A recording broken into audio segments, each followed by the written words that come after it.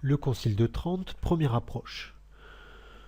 Le Concile de Trente est une réunion œcuménique des évêques de la chrétienté qui se déroule de 1545 à 1562. La difficile mise en place du Concile. Le Concile de Trente marque clairement une rupture entre la période de pré-réforme et la période tridentine qui ne s'est terminée qu'avec Vatican II. En cela, il est souvent considéré comme un moment fondateur du catholicisme moderne. Pourtant, l'ouverture du Concile est marquée d'ambiguïté parce que le scepticisme est latent. Malgré tout, l'idée consulaire reste vivace. Depuis près de 2 siècles, elle était, dans l'esprit de beaucoup de chrétiens, inséparable de celle de réforme. Mais alors que la crise religieuse battait son plein, thèse de Luther en 1520, son excommunication en 1521, la papauté se montre très réticente à l'appel d'un concile, et pour au moins 2 raisons. D'abord, elle est instruite de l'échec des conciles précédents, et de plus, la papauté ne voulait pas prendre le risque que l'Assemblée ne revienne sur la sanction doctrinale donnée à Luther.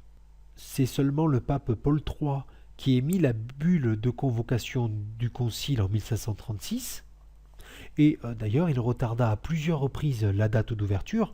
C'est aussi lié d'ailleurs au contexte géopolitique en Europe, notamment du fait de la guerre constante entre la France d'un côté, l'Empire et l'Espagne de l'autre. Mais de fait, le concile manqua l'objectif de réunification des chrétiens. Les divergences étaient fortes entre protestants et catholiques sur la nature et sur l'objet du concile. Pour les premiers, l'assemblée œcuménique devait être supérieure au pape et être ouverte aux théologiens réformés et aux laïcs. Elle devait par ailleurs se tenir en Allemagne. Le pape refusait dès l'abord toute contestation de sa suprématie et il désirait que le concile se tînt en Italie. D'autre part, avant même le début des travaux conciliaires, la rupture entre catholiques et protestants avait été consommée au colloque de Ratisbonne, notamment sur l'Eucharistie et sur la pénitence. D'ailleurs, le choix de la ville conciliaire, la ville de Trente, représentait un compromis. C'était une ville italienne, certes, mais aussi une terre d'empire. Dans ce cadre, l'objectif du concile ne fut plus de ramener les protestants dans l'Église catholique, mais bien plutôt de conforter les catholiques dans leur foi. D'ailleurs, Alain Talon a bien montré qu'il ne fut pas un concile de la contre-réforme, puisque les décrets anathèmes employaient une formulation habituelle, voire même utilisaient des termes assez prudents. La postérité du concile de Trente. D'abord, les travaux d'Alain Talon ont bien montré que ce ne fut pas un concile monolithique.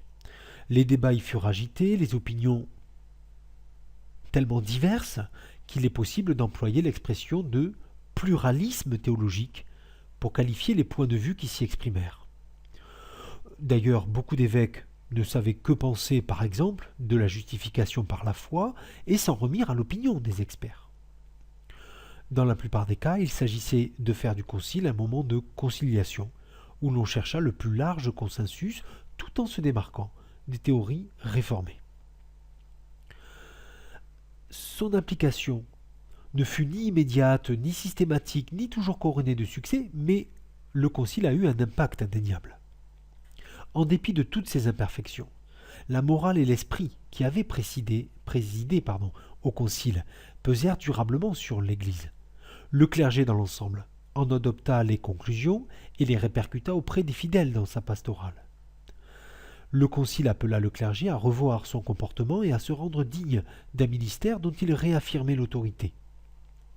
Pour Jean Delumeau, l'importance du concile est due au fait qu'il répond aux besoins religieux du temps, car la chrétienté occidentale, à l'époque de l'après-réforme, était en train de vivre une mutation profonde.